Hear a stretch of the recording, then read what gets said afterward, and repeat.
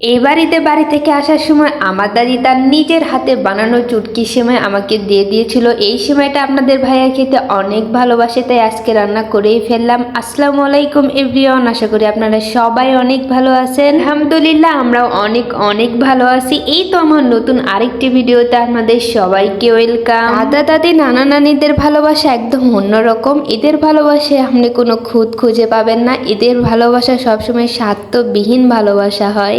আমাদেরকে তো সবাই আগে ভাগ্যবতী বলতো, কারণ আমার দাদা দাদি নানা নানি সবাই ছিল। হঠাৎ করে আমার নানা কিছু মাস আগে মারা যায়। আমার নানা আমাদেরকে অনেক বেশি ভালোবাসতো। যারা নানা নানির ভালোবাসা পেয়েছেন তারাই শুধু এই বিষয়টা বুঝবেন যে তাদের ভালোবাসা কত সুন্দর হয়। আমার আজও মনে আছে আমার নানা মাছ ধরতে অনেক বেশি ভালোবাসতো। নদীতে গিয়ে বড় বড় মাছ ধরে আনতো, আর যেদিন বড় মাছ পেতো আমাদের সবাইকে ডেকে নিয়ে যেয়ে মাছ দেখাতো, দেখ আমি আজকে কত বড় মাছ পেয়েছি। সেই মানুষটা আজকে আমাদের মাঝে নেই। আল্লাহ যেন তাকে জান্নাতুল ফেরদাউস দান করেন। আপনাদের সাথে গল্প করতে করতে এই তো আমি সেমাই রান্নার মাঝামাঝি অবস্থায় চলে এসেছি। একটা গল্প শুরু হলে আর যেন শেষই হতে চায় না। এই সেমাইটা গুড় দিয়ে রান্না করলে খেতে বেশি মজা হয়, এই জন্য আমি সেমাইটা গুড় দিয়ে রান্না করতেছিলাম। তো সেমাইগুলো দেখতে অনেক চিকন চিকন না, মনেই হয় না যে এই সেমাইটা হাত দিয়ে বানানো হয়। দাদি নানিদের হাতের কাজ বলে কথা, তাদের কাজের ভুল তো হতেই পারে না। তাদের হাতের কাজ মাশাআল্লাহ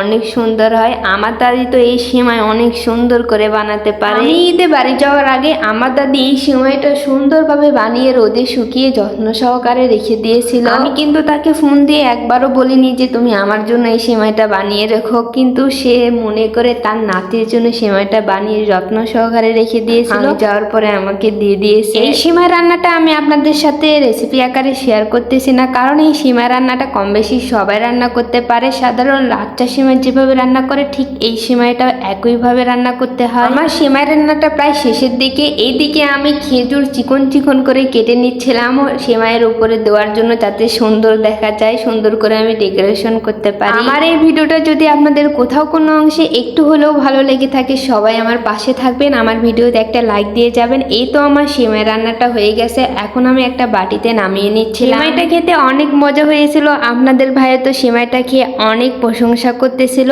আপনারা একবার হলেও বাসায় এই সেমাইটা রান্না করে খাবেন। আমরা তো এই সেমাইটাকে হাতে বানানো সেমাই বলে থাকি, কিন্তু আমি ফোনে সার্চ দিয়ে দেখতেছিলাম এই সেমাইটাকে চুটকি সেমাই বলতেছিল। জিনিস একই হলে কি হবে, একাত জেলায় একাত নামে পরিচিত। এই তো আমি সেমাইয়ের উপরে খেজুরগুলো দিয়ে দিচ্ছিলাম, কিন্তু দুর্ভাগ্যবশত খেজুরগুলো সব ডুবে যাচ্ছিল। যাই হোক, আজকের ভিডিওটা এই পর্যন্তই। দেখা হবে নতুন কোনো ভিডিওতে। সে পর্যন্ত আপনারা সবাই ভালো থাকবেন, সুস্থ থাকবেন। আল্লাহ হাফেজ।